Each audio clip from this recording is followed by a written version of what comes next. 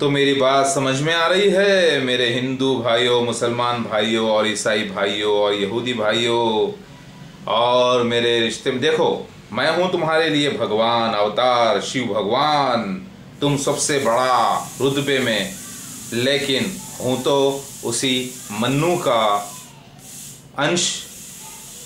मैंने मानव जिस्म में जन्म लिया है, यानी मैं हूं एक आत्मा जो ओम की है। ओम ने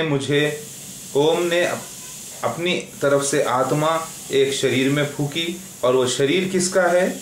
वो शरीर नस्ल है मन्नू की, यानी महानूह अलैहिस्सलाम की। तो सारे वेद के अंदर महानूह का बड़ा जिक्र है, यानी जिसे मसीहा पुराण दिया गया था, जिसे वेद दिया गया था, जिसकी उम्र 960 साल, 950 साल थी नूह अलैहिस्सलाम की उम्र मन्नू की।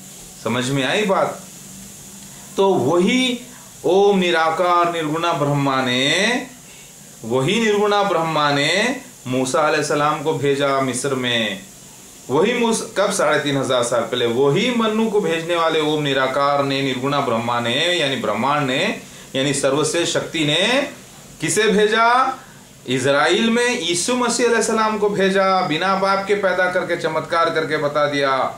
फिर वही जो है महामा ऋषि, आखिरी ऋषि को भेजा अरबी जबान में। पहले संस्कृत में भी अवतार आए, पालकी जबान में भी आए, बुद्धा भी एक जमाने के अवतार रहे हैं।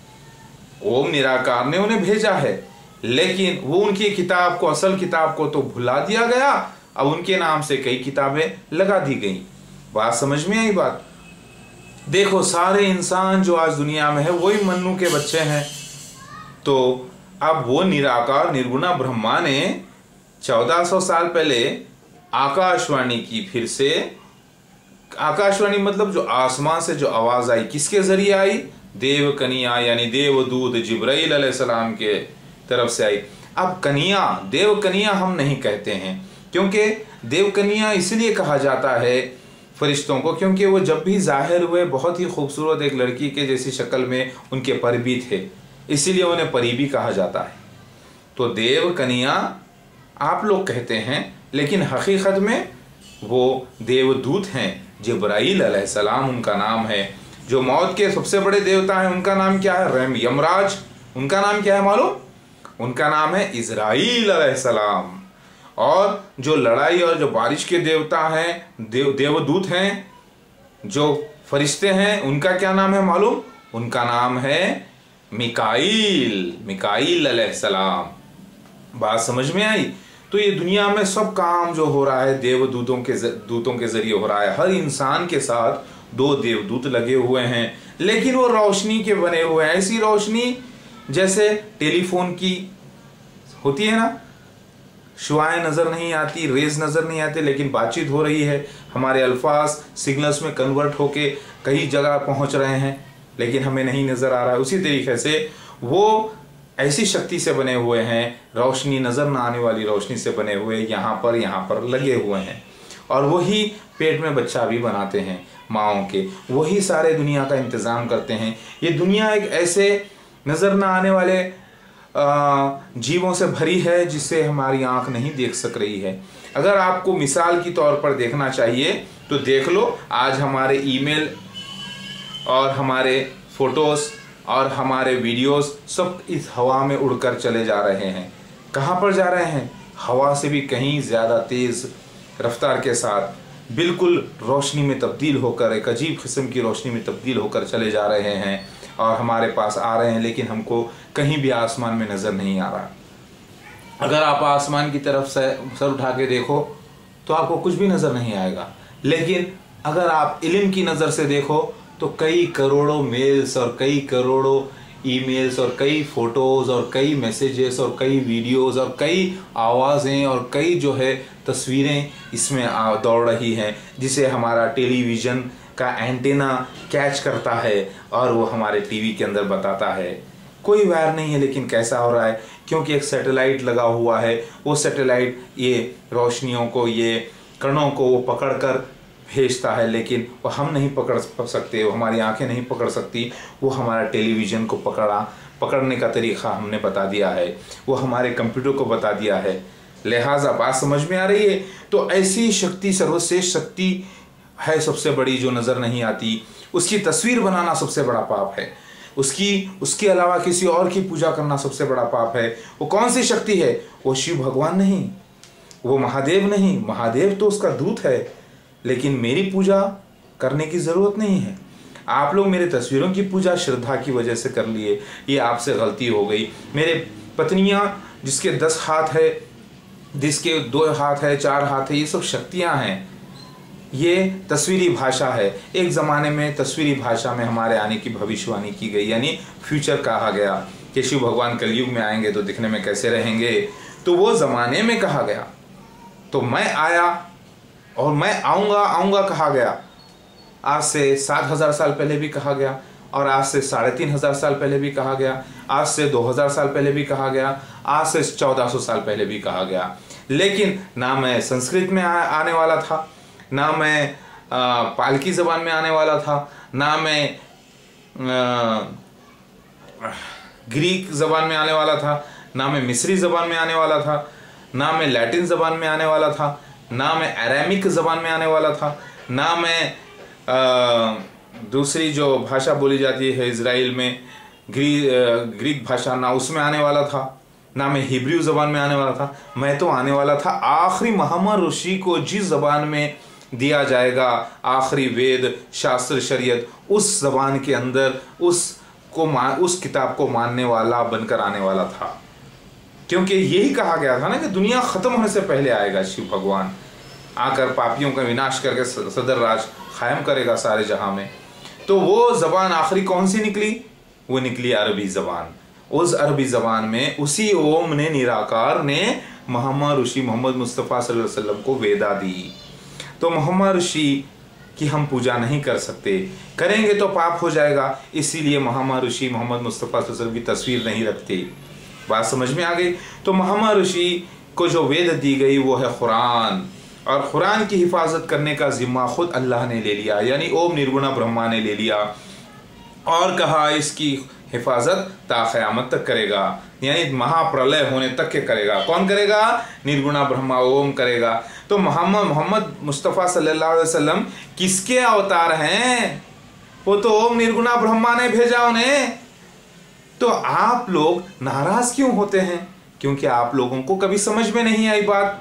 तो अब आप कहेंगे कि मैं सबको दावत दे रहा हूं कि भाई पक्के ब्राह्मण हो जाओ और निर्गुणा ब्रह्मा की इबादत करो और नए वेद नई शरीयत को मान लो।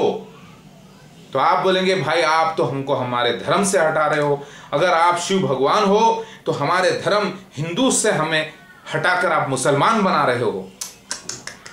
भैया समझने की कोशिश करो, आपका धर्म कौन? आपका धर्म तो शिव भगवान है, और शिव भगवान खुद जब आकर कह रहा है, प्यार से समझा रहा है कि देखो मोहम्मद ऋषि कोई अपनी मर्जी से ना आए थे, वो तो ओम निर्गुणा ब्रह्मा ने ही उन्हें भेजा था। तो आपको तो खुश होना चाहिए कि जो कुरान है वो ओम के अल्फाज हैं, वो जो कुरान है वो ओम के अल्फाज हैं।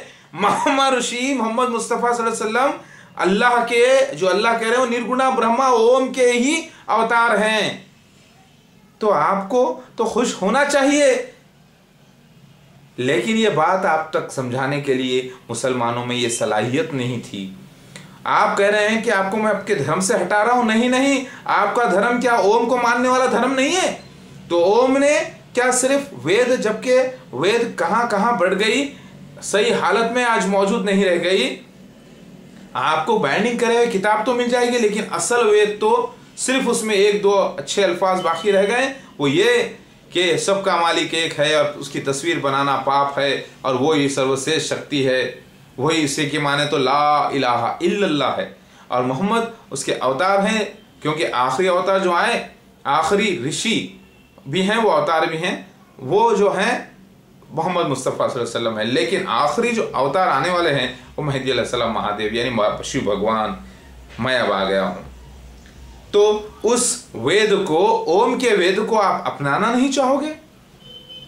फिर क्या ओम से आपको बैर है? क्या ओम निर्गुणा ब्रह्मा के इस दुनिया में रहकर आप उसी से बैर करोगे? तो याद रखो फिर तो आप नरक में जाने की तैयारी कर लो भाई।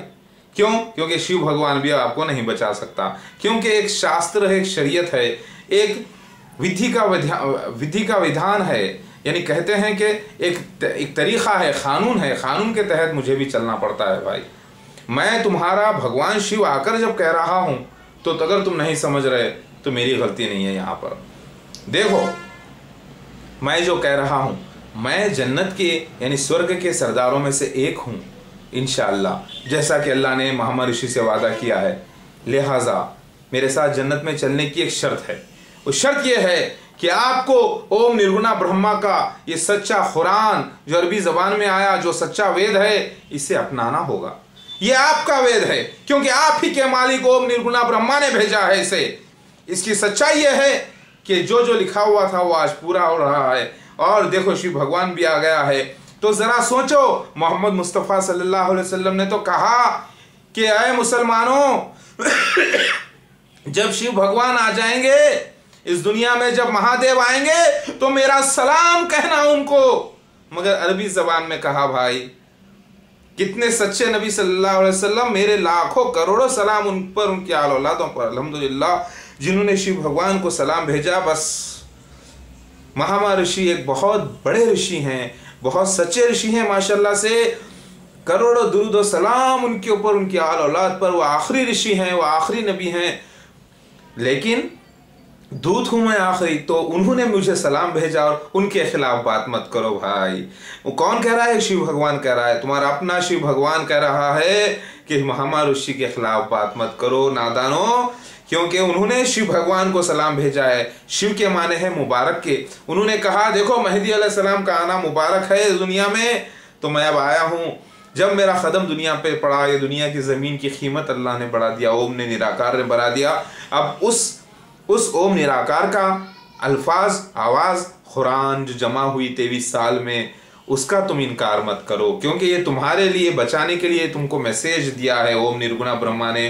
पहले उसने संस्कृत जबान में भी दिया, फिर हिब्रू में दिया, फिर अरामिक में दिया, हर जबानों में दिया। 3-3.5 हजार जबानों में अलग अलग अवतार आए और उस वक्त थोड़ी थोड़ी बातें बताते थे और अपनी अपनी कम्युनिटी को संभालते थे। लेकिन हमेशा अवतारों की दुनिया दुश्मन रही, क्योंकि वो लोग नहीं चाहते थे कि एक मालिक की पूजा करें। वो अपनी मर्जी की पूजा करते थे। वो अपनी मर्जी से अपने हाथ से अवतार की तस्वीर बनाते और पूजा कर लेते। वो अपने हाथ से चांद सितारे की तस्वीर बनाते, पूजा कर लेते। ये तो पाप हुआ ना भाई। अब शिव भगवान की नहीं सुनोगे तो किसकी सुनोगे?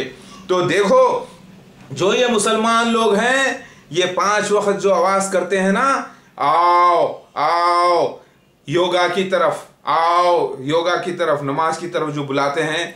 नमाज को, योगा के माने नमाज के होते हैं, सलाह के होते हैं। योग के माने है अल्लाह से मिलना, यानी ओम निरागुना ब्रह्मा परमात्मा से मिलना है। आज जो एक्सरसाइजेस बता रहे हैं आपको टीवी पे, वो तो ब्रीथिंग, सांस की एक्सरसाइजेस हैं, वो असल योग नहीं है। योग के माने हैं ओम निर्गुणा ब्रह्मा से मिलना, उसको अरबी में सलाह कहते हैं। आखिरी ऋषि मोहम्मद मुस्तफ़ा सल्लल्लाहु अलैहि वसल्लम ने कहा, मोहम्मद ऋषि ने, कि देखो नमाज यानी सलाह जो है, मोमिन यानी मोमिन मतलब मुनी की मेराज है, मतलब मुलाकात है किससे? ओम निर्गुणा ब्रह्मा से। तो मेरे भाइयों बहनों समझने की कोशिश करो, वो मोहम्मद ऋषि आप ही के लिए आए थे, लेकिन उनको लोगों ने नहीं पहचाना। वो बहुत, जितने लोगों ने उन्हें पहचाना, अपनी अपनी काबिलियत से उनका मैसेज आप तक पहुंचाया गया। लेकिन जब ये दुनिया पूरी अब ख़त्म होने वाली है और अब कई लोगों को समझाना नहीं आ रहा है, आपस में ब्राह्मण से लड़ रहा है। दोनों का दावा एक है कि वो ओम निर्गुणा ब्रह्मा की पूजा करता है, लेकिन जबान का फर्क है। एक कहता है ओम हर हर महादेव, दूसरा कहता है मेहदी अलैहिस्सलाम आएंगे, ला इलाहा इल्लल्लाह। दोनों के दोनों बेवकूफ हो गए हैं, क्योंकि एक को समझाना नहीं आ रहा, दूसरे को समझना नहीं आ रहा। अगर सब मिलके समझाने वाले हो जाएं और सब मिलके समझने वाले हो जाएं, जैसे टीचर अच्छा समझाए और स्टूडेंट्स अच्छा समझ लें, तो दोनों का नाम होता है, दोनों में शांति हो जाती है। उसीलिए मैं समझाने के लिए ओम ने कहा, निर्गुणा ब्रह्मा ने कहा था महामा ऋषि से कि जब दुनिया में महापाप बढ़ जाएगा, जब लोग आपस में लड़ के मरेंगे, बिना वजह लोग एक दूसरे को मारेंगे, तो फिर हम शिव भगवान को भेजेंगे और वो अपनी बातचीत करते हुए, सच्चाई पेश करते हुए, अपनी गले से आवाज़ से वो नीलकंठ हो जाएगा, यानी जहर उसको पूरा अपने गले में रख लेगा और उससे वो दुनिया के सारे पापों को हर लेगा। हर हर महादेव जो कहते हैं आप, यही है मेरे भाइयों, समझने की कोशिश करो। वही शिव भगवान आ गया है। मैं हिंदुओं को अपने धर्म से नहीं हटा रहा, मैं ईसाइयों को अपने धर्म से नहीं हटा रहा, मैं यहूदियों को अपने धर्म से नहीं हटा रहा, मैं मुसलमानों को अपने धर्म से नहीं हटा रहा, बल्कि मैं इन सबको अपने सच्चे धर्म पे ला रहा हूं। और वो धर्म का नाम एक ही है, ब्राह्मणिज्म, और वो अरबी जबान में उसे कहते हैं मुसलमान। जो लोगों ने, ईसाई लोगों ने मोहम्मद ऋषि को नहीं माना और वो सिर्फ ईसा ऋषि भी हैं और अवतार भी हैं, उनको मानकर वहीं पर रुक गए। जबकि ईसा ऋषि और अवतार ने खुद कहा अलैहिस्सलाम ने कि जब मोहम्मद ऋषि आएंगे तो मान लेना। लिहाजा वो हजरात जो उनमें से अक्लमंद लोग थे, तहक़ीक़ किए और मोहम्मद ऋषि को मान लिया, और आज मुसलमानों की तादाद बढ़ती गई, यानी ब्राह्मणों की तादाद बढ़ती गई दुनिया में। जो जिद पे अटके रहे ईसाई हजरात जो है, ये भी वक्त के ब्राह्मण हैं, ये भी ईसा मसीह अलैहिस्सलाम के मानने वाले हैं, अवतार के, जिन्हें निर्गुणा ब्रह्मा ओम ने भेजा था 2000 साल पहले। उन्होंने ही कहा था कि मोहम्मद ऋषि जब आएंगे तो उनकी बात को कबूल कर लेना, नए शरीयत में दाखिल हो जाना। लेकिन उनमें से जो जिद पे अटके रहे वो वहीं अटके रहे, इसीलिए आज ईसाइयत भी आपको नजर आती है। लेकिन मुसलमान वो हजरात हैं जो पक्के ब्राह्मण हैं, अरबी जबान में आए हैं, अरबी जबान में हैं, क्योंकि ओम निर्गुणा ब्रह्मा ने ही कहा वेद में, यानी नई कुरान में, शास्त्रों में, यानी कुरान पाक में, कि ये कुरान को मैं मुहाफ़िज़ यानी हिफाजत करूंगा और तुम लोग अरबी ज़बान में ही मेरी पूजा करना, और मेरी दुआ, अलबत्ता दुआएं कोई भी ज़बान में कर सकते हो। लिहाजा अब मैं आ गया हूं समझाने के लिए।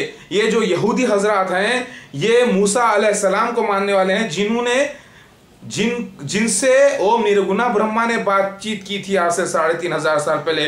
तो मोहम्मद ऋषि आने की बातें मूसा अलैहिस्सलाम ने भी 3500 साल पहले इन यहूदियों को बताई थी, और इन लोगों ने जिद करके नहीं माना, और सारे यहूदियों में से जितने अक्लमंद थे वो मानते मानते पूरे मुसलमान ग्रुप में शामिल हो गए।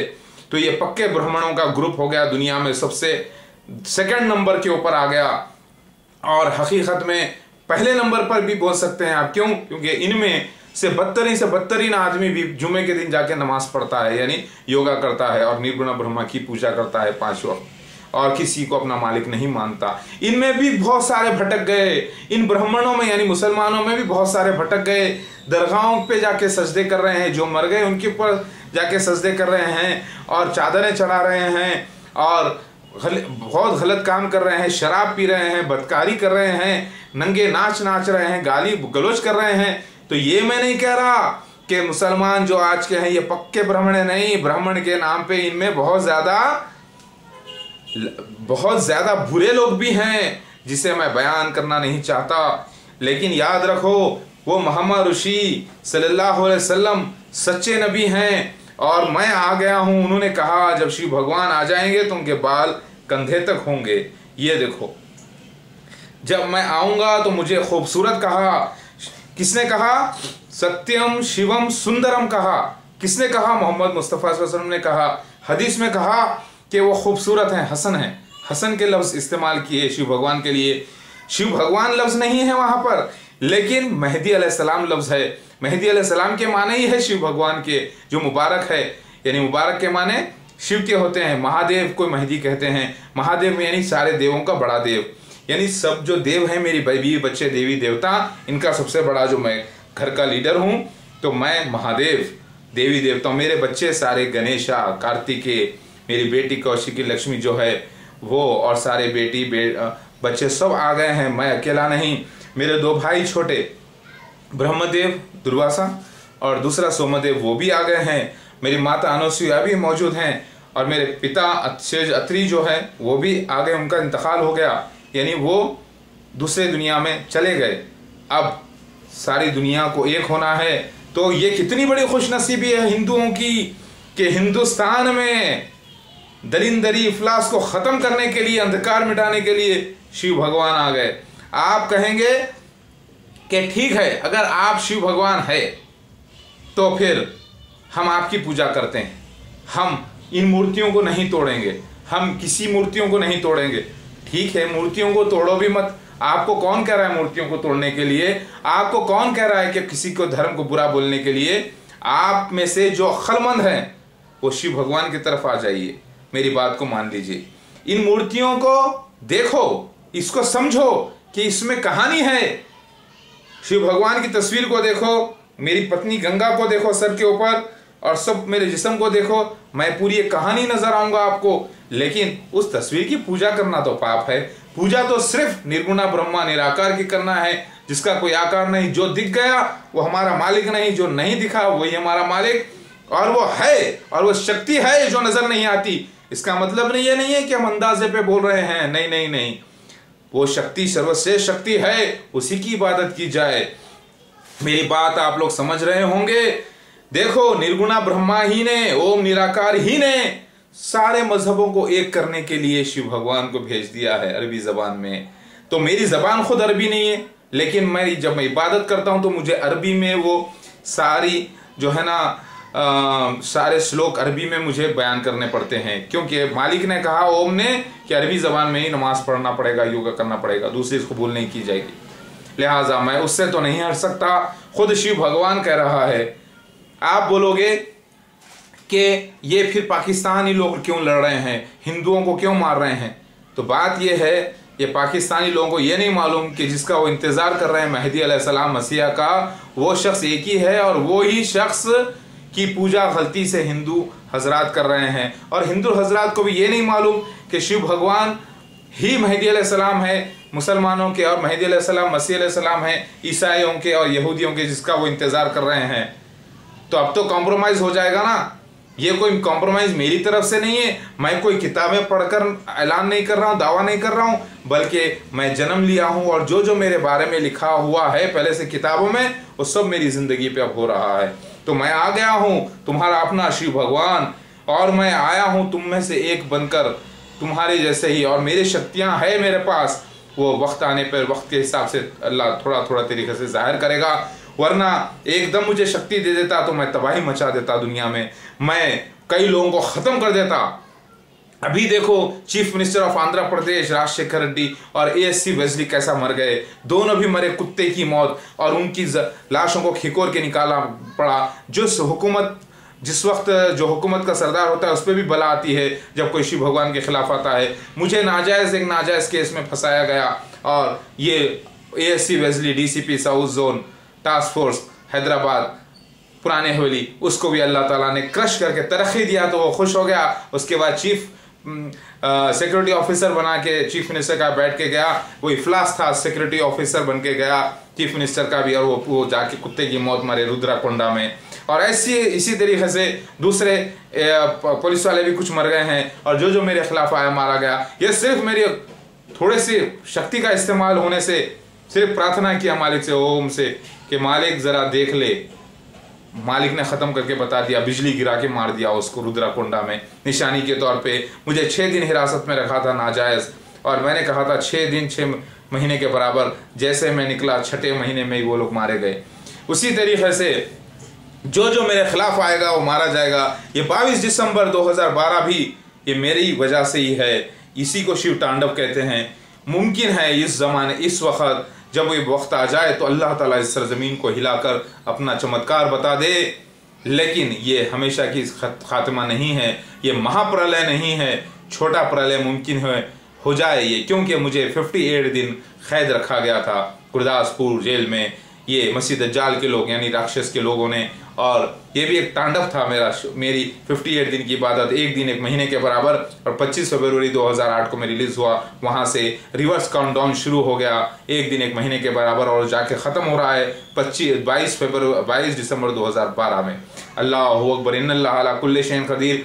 ये मेरा सारा वीडियो देखिए, मेरी बात समझने की कोशिश करिए। मैं आपका शिव भगवान खुद आ गया हूँ, और मैं कह रहा हूँ कि जो कुरान है ये ओम के अल्फाज हैं। अगर आप सच्चे हिंदू हो, अगर आप सच्चे ईसाई हो, और अगर आप सच्चे यहूदी हो, तो उस एलोहिम, उस यहवे, उस हेवनली फादर, उस ओम निराकार के अल्फाज को पकड़ लो, उठाकर देखो तो सही, अरबी का ट्रांसलेशन पढ़ के देखो तो सही।